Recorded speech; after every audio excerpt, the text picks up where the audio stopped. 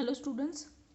तो कल हमने यानी कि जो हमारा पिछला वीडियो था उसमें हमने क्या किया था, ऑर्थोगोनलिटी रिलेशन देखी थी लागेर पॉलिनोमियल की या लागेर जो डिफरेंशियल इक्वेशन है उसकी। और उसमें हमने फिर कुछ क्वेश्चंस किए हैं जिसमें पहला क्वेश्चन हमने ये कंप्लीट कर लिया था, समझ में आ गया होगा आई होप आपको। ठीक है, फिर सेकंड क्वेश्चन में 2 क्वेश्चन थे जिसको मैं फर्स्ट को मैं प्रूव करवा के गई थी और सेकंड बता के गई थी कि कैसे होगा। ठीक है, मैं उसको करवा देती हूँ आज और कुछ क्वेश्चंस को डिस्कस करेंगे।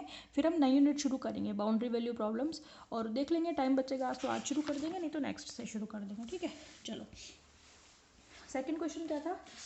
सेकंड ये था, ये वाला H N minus one X is equal to one upon, second question था आपका H N minus one X is equal to one upon two N H N dash X. ठीक है, ये हमें सिद्ध करना है।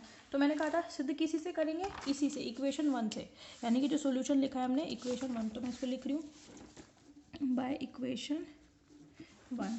एच एन एक्स कितना है हमारे पास, एच एन एक्स है summation R is equal to 0 to N by 2 minus 1 की पावर आर, है ना, फैक्टोरियल एन, और नीचे कितना है फैक्टोरियल आर और एन माइनस 2 आर, और साथ में 2x की पावर एन माइनस 2 आर। ठीक है, ये हमारे पास इक्वेशन 1 है। मैंने आपसे कहा था कि इसमें डैश आ रहा है इसलिए हमें क्या करना पड़ेगा, इसका डिफरेंशिएशन करना पड़ेगा। किसके रिस्पेक्ट में, x के रिस्पेक्ट में।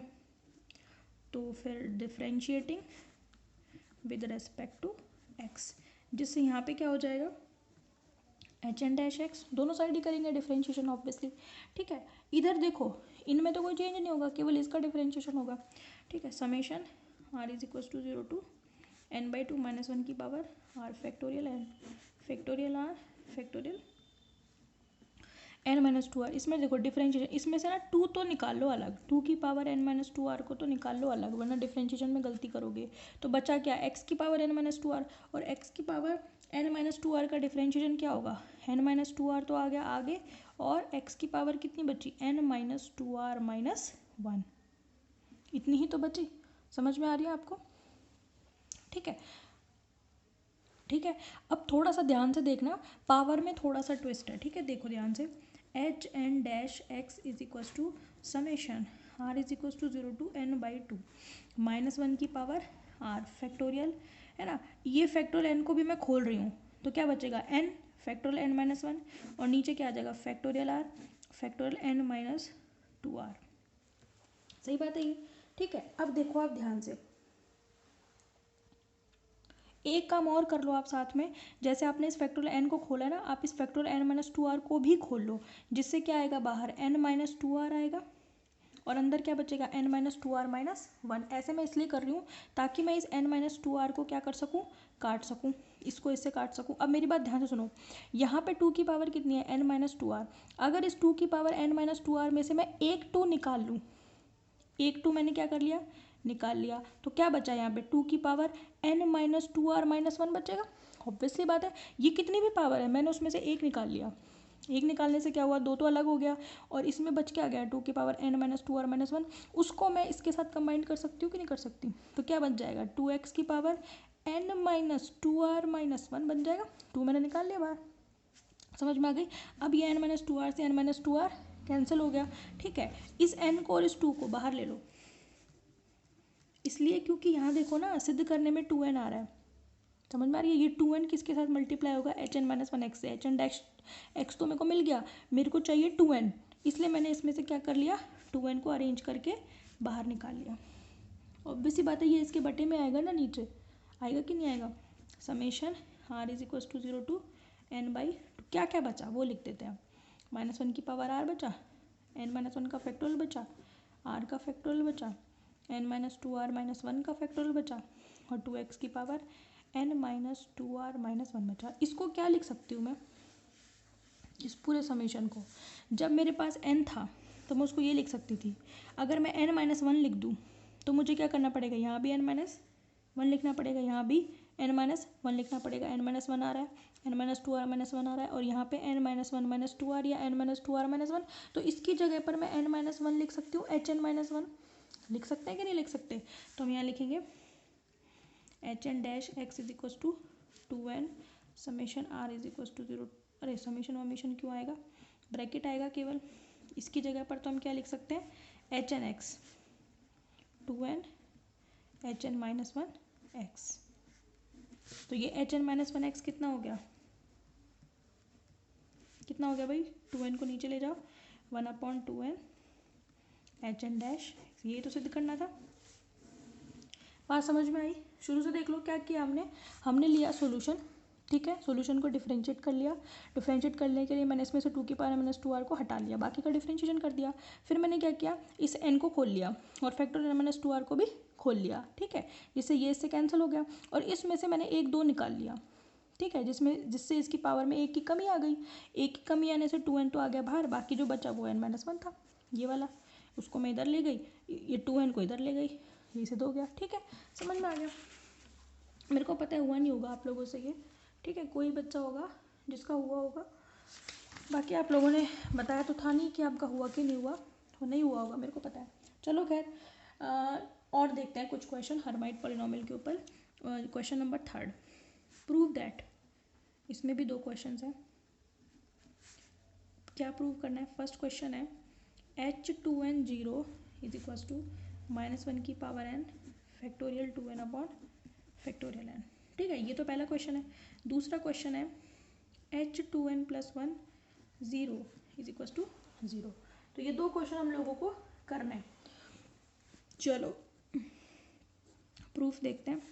सबसे पहला क्वेश्चन है h2n 0 इज इक्वल्स टू -1 की power n factorial 2n upon factorial n, ये हमें सिद्ध करना है, ठीक है। तो हर्माइट पॉलिनोमियल है, ठीक है, हर्माइट पॉलिनोमियल के जो पिछले 2 क्वेश्चन थे वो तो उसके सॉल्यूशन से सॉल्व हुए थे, और ये 2 क्वेश्चन सॉल्व होंगे जनरेटिंग फंक्शन से, ठीक है। हम यहाँ लिखेंगे since generating function of H N X क्या क्या होता है, summation n is equal to 0 to infinity T की power n upon factorial n H N X is equal to E की पावर कितना होता है -t² + 2tx, या 2tx - t², या फिर आपने ऐसे लिखा होगा एक्सपोनेंशियल ऑफ -t² + 2tx, ऐसे लिखा होगा, इसका मतलब पावर में ही तो है, मैंने लिख दिया। अब हमें दिख रहा है कि जो सिद्ध करना है ना वहाँ पे x की जगह पर 0 है, दिख रहा है ना, हमें इसमें रटना नहीं है, हमें थोड़ा थोड़ा हिंट बना के चलना है ताकि एग्जाम में भूल जाए तो याद आ जाए, ठीक है। तो हमें क्या करना पड़ेगा, इस पूरे जनरेटिंग फंक्शन में x की जगह पर क्या रखना है, 0, put x is equal to 0, x बराबर 0 रखने से क्या होगा, ये ऐसे बन जाएगा hn 0, है ना, यहाँ पे ये 0 हो जाएगा तो क्या बचेगा, e की पावर -t² बचेगा, 2tx तो 0 हो जाएगा। इसको क्या लिख सकते हैं, हम ये जानते हैं कि e की पावर z क्या होता है, 1 + z + z² bye factorial 2 + z³ bye factorial 3 + and so on, ऐसे ही तो आता है। तो मैं इसको कैसे लिख सकती हूँ, इसको ऐसे लिख सकती हूँ ना, 1 + -t² + -t² का होल स्क्वायर बाय फैक्टोरियल 2, ये जो z है उसकी जगह पर -t² रख दो बस पूरे फॉर्मूला में, ठीक है, plus and so on, last में क्या लिखते हो आप, -1 की पावर n आएगा, क्योंकि पावर में यहाँ पे माइनस है, क्योंकि यहाँ पे मैंने सिंपली, अगर आप यहाँ पे -z लिखते ना तो यहाँ पे अल्टरनेटिवली प्लस माइनस आते हैं, आपको याद होगा e की पावर z कि में तो सब में प्लस आते हैं, लेकिन e की पावर -z में अल्टरनेटिवली प्लस माइनस आते हैं, तो लास्ट वाली जो टर्म आती है वो आती है -1 की पावर n z की power n upon factorial n, ऐसे लिखते हैं, ठीक है, जहाँ अल्टरनेटिवली प्लस माइनस आता है। तो यहाँ पे क्या लिखोगे आप, -t² की power n upon factorial n and so on, ठीक है, आगे भी चलती है तो आगे भी चलेगी, ठीक है। तो अब यहाँ देखो ये आ जाएगा मेरे पास, अब इसमें दोनों तरफ मुझे क्या करना है, t की पावर 2n के गुणांकों की तुलना करनी है। अब आप सोचोगे कि यहाँ तो t की पावर 2n का गुणांक है ही नहीं, तो बना सकते हैं, अरे भाई बना सकते हैं कि नहीं बना सकते, इसमें t की पावर n की जगह पर 2n लिख दो, तो कोई दिक्कत आएगी क्या यहाँ पे, क्योंकि यहाँ पर ये जो पूरा एक्सपेंशन है क्या वो n पर डिपेंड कर रहा है क्या, RHS, इस इक्वेशन का RHS क्या n पर डिपेंड कर रहा है क्या, मैं यहाँ पे n की जगह पर 2n 3n 4n 5n कुछ भी रख दूँ, इस पर कोई फ़र्क पड़ेगा क्या, RHS पे नहीं पड़ेगा भाई, क्योंकि ये n पर डिपेंड ही नहीं कर रहा। तो मैं इसको क्या लिख सकती हूँ, t की पावर 2n लिख सकती हूँ, फिर दोनों तरफ कंपेयर कर सकती हूँ। अरे भाई कर सकती हूँ कि नहीं कर सकती, तो देखो इसी एक्सपेंशन से ये दोनों सॉल्व हो जाएंगे, दोनों क्वेश्चन ध्यान से देखो। जब मैं t की पावर 2n के कोफिशिएंट को कंपेयर करती हूँ, इसको मैं नंबर, इसको डालने की कोई ज़रूरत नहीं है, आप इसी को डालो 1, ठीक है। इक्वेशन 1 में कंपेयरिंग द कोफिशिएंट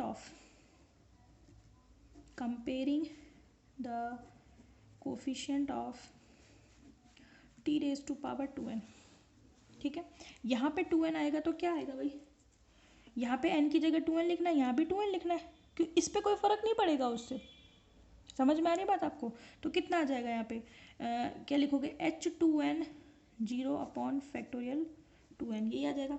इधर t की पावर 2n का कोफिशिएंट क्या है, देखो -1 की पावर n, ठीक है। और साथ में क्या है, अरे भाई क्या है, और साथ में फैक्टोरियल n, ठीक है। तो आपका h2n 0 कितना हो गया, -1 की पावर n, यो इधर ले आओ इसको, फैक्टोरियल 2n अपॉन फैक्टोरियल, यही तो सिद्ध करना था। अरे भाई यही करना था कि नहीं करना था, ये पहला सिद्ध हो गया। समझ में आ गई बात आपको?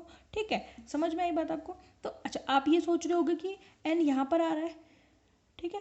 अरे भाई ये जो n आ रहा है ना, ये तो मैंने इस इनफाइनाइट जो सीरीज़ है उसमें कोई एक टर्म लिया है, लेकिन ये तो कैसी सीरीज़ है, इनफाइनाइट सीरीज़, ये n पर डिपेंड नहीं करती है पूरी सीरीज जो।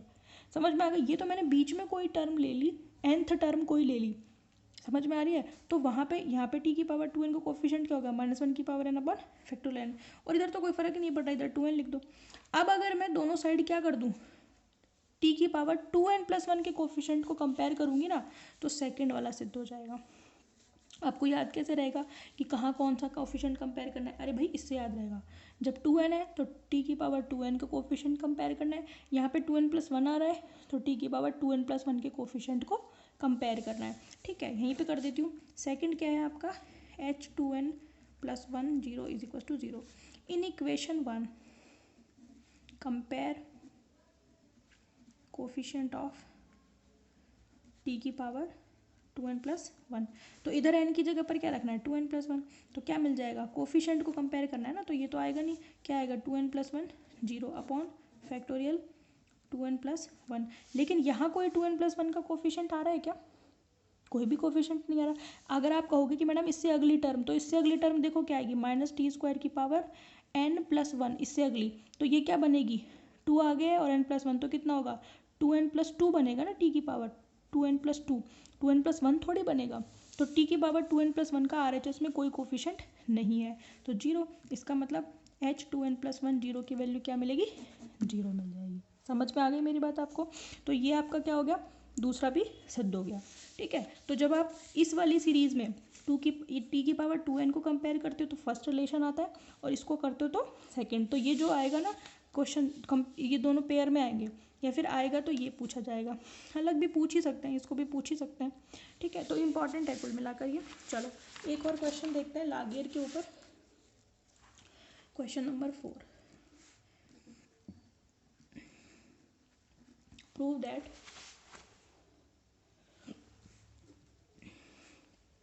फर्स्ट क्वेश्चन है और सेकंड क्वेश्चन है, ठीक है। ln 0 = फैक्टोरियल n प्रूव करना है, और ln dash 0 = -n factorial n सिद्ध करना है, ठीक है। सिंपल से है, फटाफट से देख लो दोनों के सॉल्यूशन। प्रूफ देखो, फर्स्ट का देखो, फर्स्ट के लिए क्या करना पड़ेगा, ये सिद्ध करना है हमें, ठीक है। लागेर का उद्भव फलन यानी कि generating function of ln x क्या होता है, समेशन t की power n upon factorial n और ln x = 1/1 - t। Last equation हमने यही तो किया है। साथ में क्या आती है, exponential of -xt upon 1 - t, ये आता है, ठीक है। और n = 0 से इन्फिनिटी। यहाँ पे भी क्या रख दो, x = 0, क्योंकि दिख रहा है आपको फंक्शन किसका है, x = 0 का। पुट x = 0, x = 0 जैसे आप रखोगे तो क्या आएगा, समेशन t की power n factorial n ln 0 और n = 0 टू इन्फिनिटी। यहाँ पे कितना आएगा, 1 - t, और ये तो e की पावर 0 बनेगी तो 1 बन जाएगी, तो ये 1 - t मतलब 1 - t का इन्वर्स।